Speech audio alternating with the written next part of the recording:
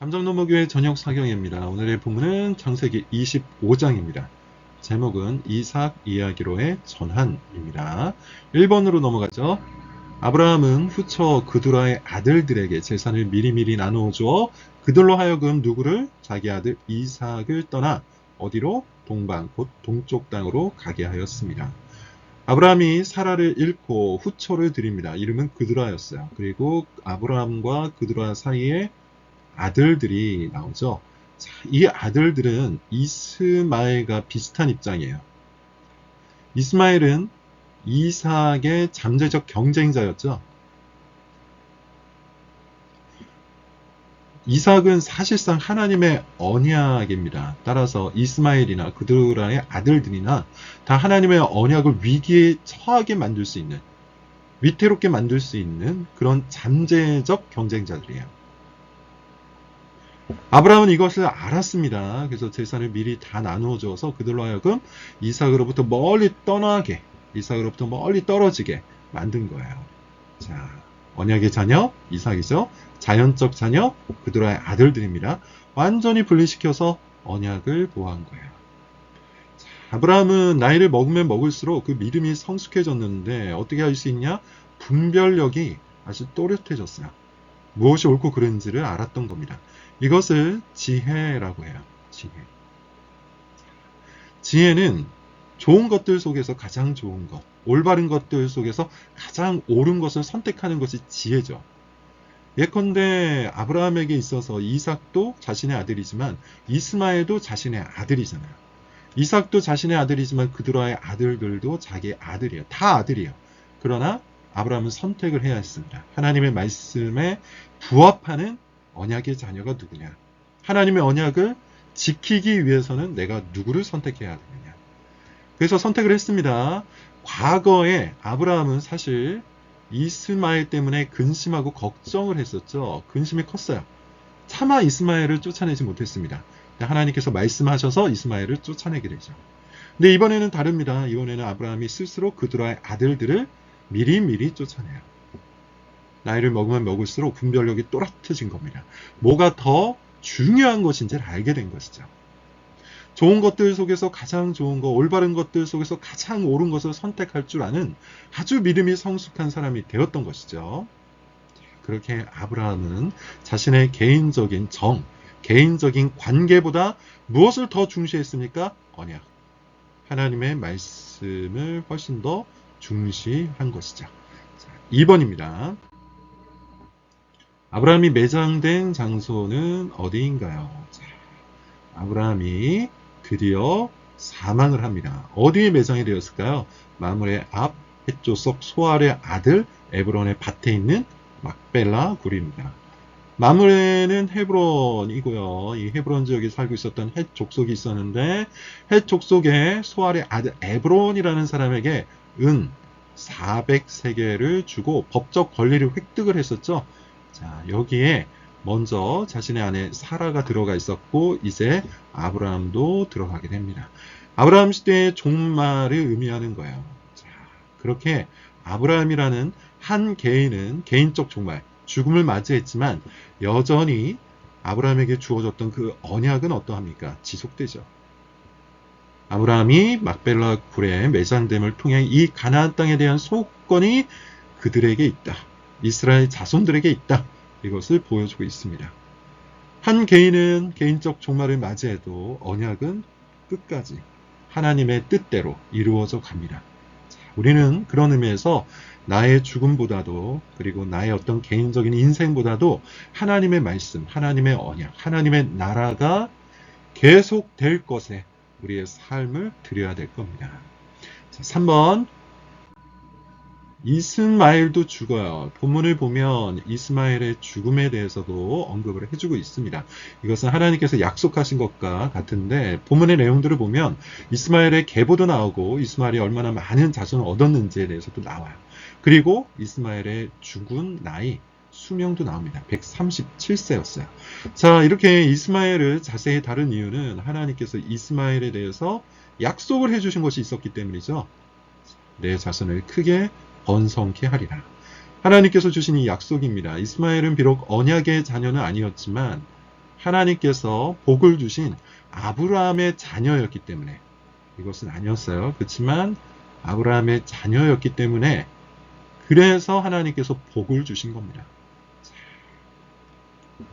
믿음으로 살아가는 사람들 주변에는 하나님께서 복을 충만하게 주십니다.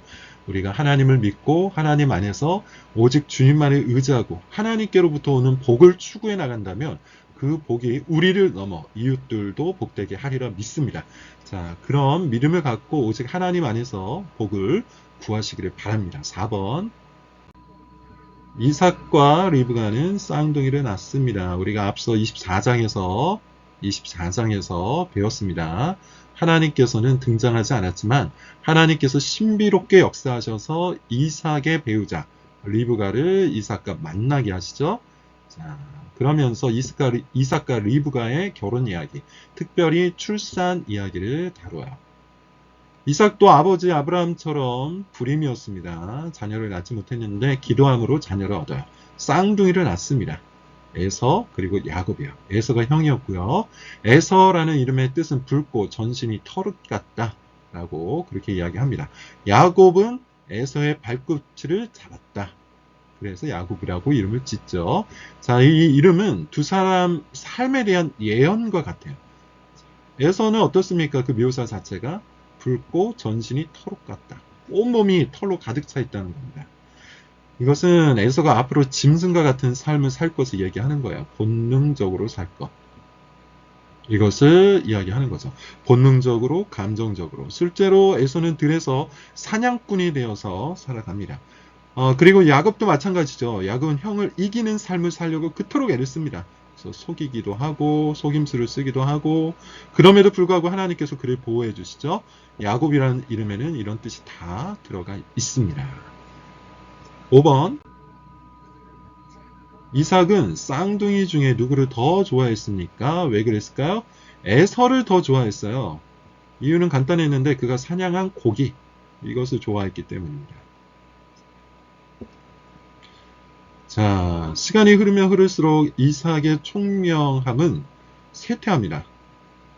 성경이 말하는 총명함, 지혜와도 같은 건데 성경이 말하는 총명함과 지혜는 하나님의 뜻에 헤아리는 것이죠.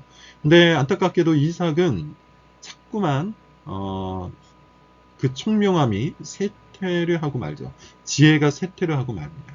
지혜가 뭐라고 했습니까? 좋은 것들 속에서 더 좋은 걸 찾는 것이라 그랬어요. 올바른 것들 속에서 더 올바른 것들을 찾는 거야. 이렇게 여러 가지 선택의 순간이 있을 때 이 중에서 가장 올바른 것, 하나님의 뜻에 가장 걸맞는 것을 찾아내는 겁니다. 그걸 헤아리는 것이죠. 에서, 야곱 둘 다 이삭의 아들이었지만 하나님께서는 어떤 말씀을 하시냐면 큰 자가 작은 자를 섬기리라 하면서 하나님의 뜻과 의지를 드러내셨어요. 그럼에도 불구하고 이삭은 야곱이 아닌 에서를 더 좋아했습니다. 이유는 아주 본능적인 거예요. 사냥한 고기를 좋아하는 거. 자, 이것은 아담이나 노아와 마찬가지예요. 아담도 먹을 것 때문에 망했죠? 노아도 마실 것, 포도주 때문에 망했죠? 지금 이삭도 마찬가지입니다. 먹을 것 때문에 망했어요. 이렇게 하나님의 말씀이 아닌 식욕, 더 나아가 본능적 욕구를 추구해 나갈 때 실패할 수밖에 없습니다.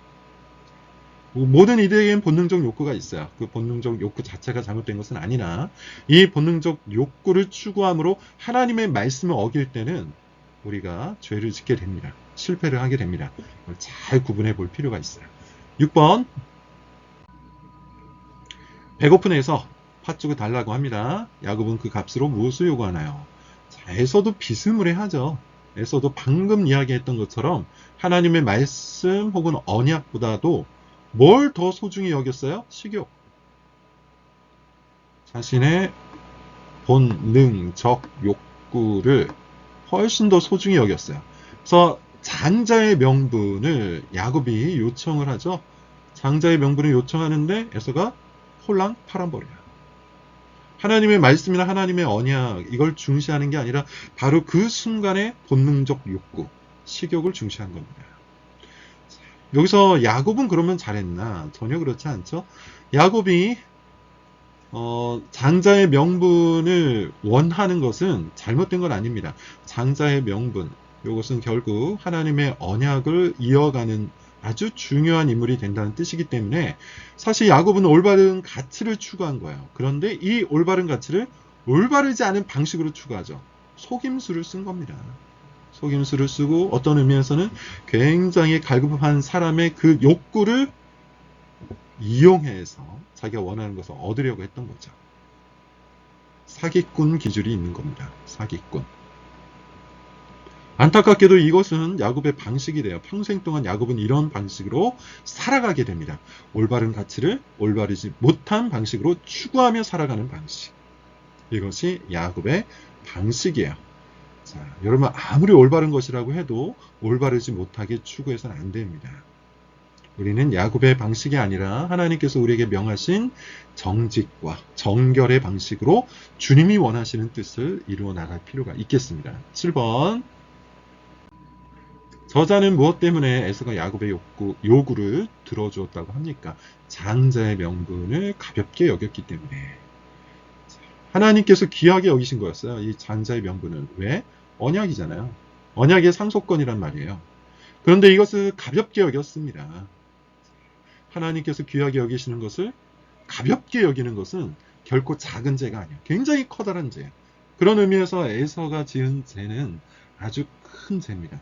멸시라는 단어가 나오는데요. 히브리어로 바자라는 단어입니다. 그 어원을 좀 찾아보면 무엇인가를 얕본다. 그것을 얕보아서 거부한다. 혹은 깎아내린다. 이런 뜻입니다. 가격을 깎다라는 그런 뜻도 있어요. 예컨대 100만원짜리 값어치가 있는 어떤 물건이 있는데요. 그걸 얕잡아 보는 거예요. 그러면서 고작해야 100원을 주는 겁니다. 100원 주고서 100만원짜리를 그냥 100원을 받고서 100만원짜리를 그냥 팔아버리는 거죠. 지금 그와 굉장히 비슷한 사건이 일어난 거예요. 이거와는 비교가 안 되죠. 뭐 1억, 100억 그 정도 되는 어마어마한 가치를 그 순간에 배고픔을 참지 못하고 팔아치운 겁니다. 하나님께서 너무나도 귀중하게 여기셨던 하나님의 뜻을 가볍게 여긴 죄 결코 작지 않습니다. 25장 요약 이렇습니다. 이삭 이야기로의 전환이라고 그랬죠. 아브라함이 죽어요. 아브라함 시대의 종말이에요. 이스마엘도 죽습니다. 이삭의 배다른 형제들 다 쫓겨나죠. 그도라의 아들들. 한 세대, 아브라함 세대가 완전히 끝납니다.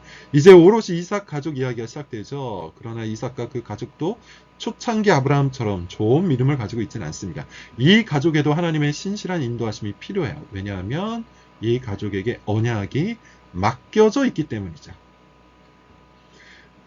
자, 25장의 말씀을 갖고 우리 이렇게 기도를 해봅시다. 하나님이 원하시는 대로 살다가 요 말이 좀 빠졌는데요. 하나님이 원하시는 대로 살다가 평안한 죽음을 맞이할 수 있도록 우리에게 아브라함과 같은 삶을, 아브라함과 같은 죽음을 허락해 주소서. 기도하시기를 바라고요. 그리고 하나님께서 우리의 연약한 믿음 가운데 선하게 역사하시길. 자, 오타가 좀 많이 있네요. 선하게 역사하시길. 기도할 수 있기를 여러분 바랍니다. 25장 여기서 마치겠습니다.